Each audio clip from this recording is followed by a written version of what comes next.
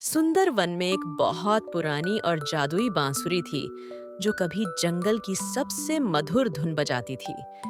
यह धुन इतनी मनमोहक थी कि उसे सुनकर सभी जानवर शांत और खुश महसूस करते थे। पर कई साल पहले यह बांसुरी कहीं खो गई थी और जंगल में अब वह मधुर धुन नहीं सुनाई देती थी। शेरू शेर को अक्सर उस धुन की कमी महसूस होती थी क्योंकि वह उसे शांति देती थी। गोलू बंदर, मोती हाथी, रानी खरगोश, ज्ञानू कछुआ, चिंकी चिड़िया, बेला तितली, चिंकू हिरण, गुरु उल्लू, भूरा भालू, लोमड़ी चालाक, चीता तेज और नीली मछली ने शेरू शेर की इस उदासी को देखा। उन्होंने तुरंत फैसला किया कि वे सब मिलकर उस खोई हुई जादुई बांसुरी को ढूंढेंगे और जंगल में फिर से शांति और खुशी वापस लाएंगे। वे सब मिलकर उस पुरानी बांसुरी को ढूंढने लगे। गुरु उल्लू ने सबसे पहले पुरानी कहानियों और किंवदंतियों में बांसुरी के बारे में जानकारी खोजी। उसने बताया कि बांसुरी अक्सर शांत और छिपी हुई जगहों पर पाई जाती है, शायद किसी पुराने पेड़ के नीचे या किसी शांत गुफा में। शेरू शेर और मोती हाथी ने अपनी ताकत का उपयोग करके जंगल के उन घने हिस्सों की तलाशी ली जहां कोई बड़ा जानवर आसानी से नहीं जा सकता था। शेरू शेर ने अपने पंजों से मिट्टी को खुरचा, जबकि मोती हाथी ने अपनी विशाल सूंड से झाड़ियों को हटाया। गोलू बंदर अपनी फुर्ती से सबसे ऊंचे पेड़ों पर चढ़ा और डालियों के बीच और पेड़ के खोखले तनों में देखा। उसने अपनी पैनी नजरों से बांसुरी के हल्के रंग या उसकी बनावट की तलाश की।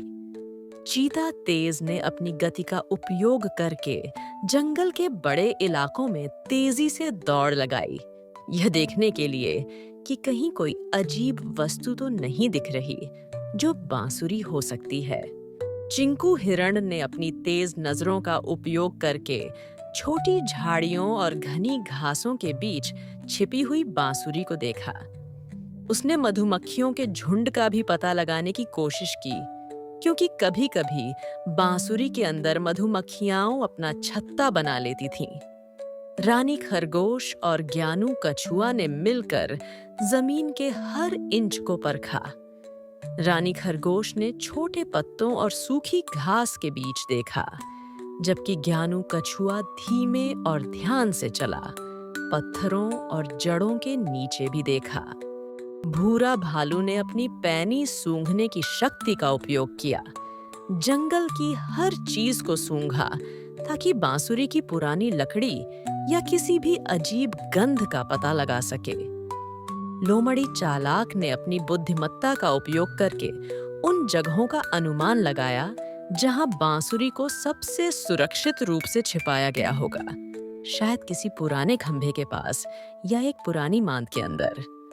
चिंकी चिड़िया सबसे ऊंचाई पर उड़ती रही, दूर से देखकर बताती रही कि कहां कोई असामान्य वस्तु दिख रही है। बेला तितली धीरे से हवा में फड़फड़ाई, फूलों के बीच घूमती रही और हल्की खुशबू फैलाती रही, जो कभी-कभी पुरानी चीजों से जुड़ी होती थी।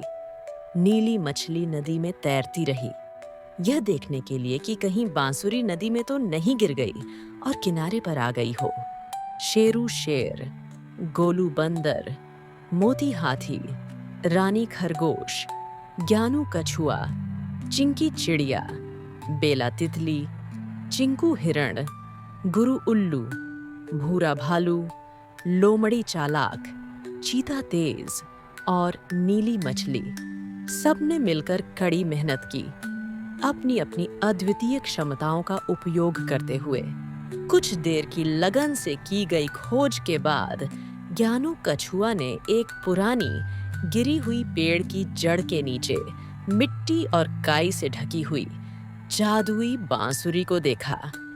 वह थोड़ी पुरानी दिख रही थी, पर सुरक्षित थी। शेरू शेर बहुत खुश हुआ।